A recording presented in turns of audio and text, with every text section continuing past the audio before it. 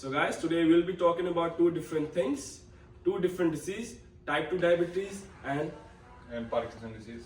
So I am standing over here talking about type 2 diabetes, and my partner Navjot Singh Brar will talk about Parkinson disease.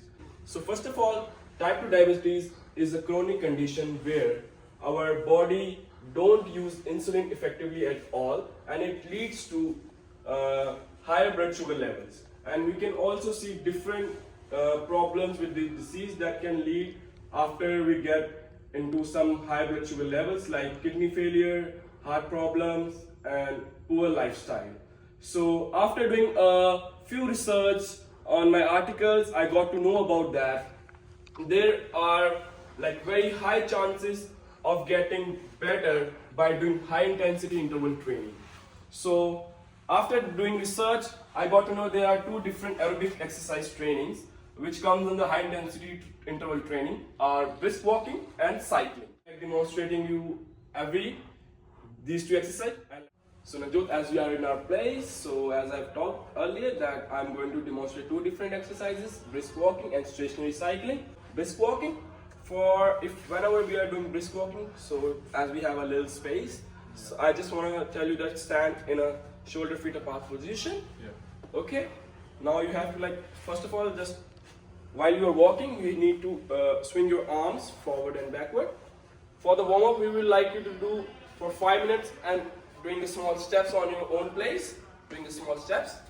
We will do for warm up like 5 minutes. After that, we will do for like 1 minute a fast brisk walking.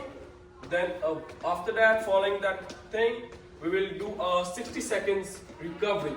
So we will repeat this exercise for like 10 to 15 minutes, which will really help us to build our blood sugar and help us to reduce our blood sugar glucose down. So just pretend you are sitting on a stationary cycle. For same thing, for like 5 minutes, we will pedal for like 5 minutes slow pedals, same as we have did in the brisk walking. And for like 1 minute, we will just do with the full intensity, pushing our heart full out for like 1 minute properly. Okay, full pushing hard pedals. And for like same thing for 60 seconds, we will do a recovery, and we will do for like 10 to 12 rounds for this stationary cycling. So we can just keep few precautions, safety precautions in our mind whenever we are doing these kind of exercises. If you have a type 2 diabetes, is that always check the blood sugar level of your client before and after the workout. And also make sure you have a better footwears. Always tell your client to be hydrated all the time. And these are the few little things that you have to always keep in mind whenever you are explaining your client or helping your client to become a better version of themselves. So that is all from my side. I hope you understand everything whatever I said to you about type 2 diabetes, and I hope this particular session is very beneficial for you to learn and for my audience too. Thank you so much for being I'm talking that is Parkinson's disease to my friend Gourav. So now going over a definition of Parkinson's disease. The Parkinson's disease is a progressive neurological disorder that affects the movement. It happens due to loss of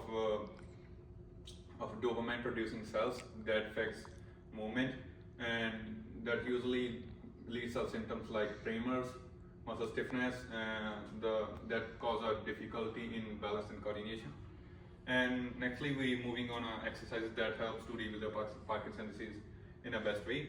As I have researched in my article, in a Parkinson's disease, the boxing is the most effective exercise to deal with the Parkinson's disease, as it helps to deal with your balance, mobility, agility, and the coordination that you need in your daily life.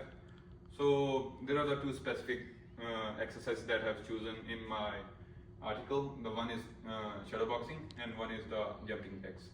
So firstly, we do the shadow boxing, and after we do the jumping jacks. The shadow boxing is helpful as it strengthens our upper body strength, and as we know, all the jumping jacks helps in both the upper and lower region to maintain the strength. You have to do in this position. Firstly, you have to do a jab, and after that you have to do a lead, and then you have to cross and do an uppercut, and roll to dodge the punch from the other person. You need to do it like many times, as times like you get professional in it. And next is the jumping jacks, and you need to jump and while raising your arms like this, like this, of that. So it helps to maintain your lower body and upper body strength as involves in maintaining the strength. So now I'm moving on our safety points that we need to remember while doing this exercise. Firstly, you don't need to overtrain because you tire easily. And next, you have to wear a proper footwear so that you don't fall easily. And if you feel your balance is not good, you need a supervision. So thank you so much for watching our video. If you find it interesting, just don't forget to like, subscribe and share.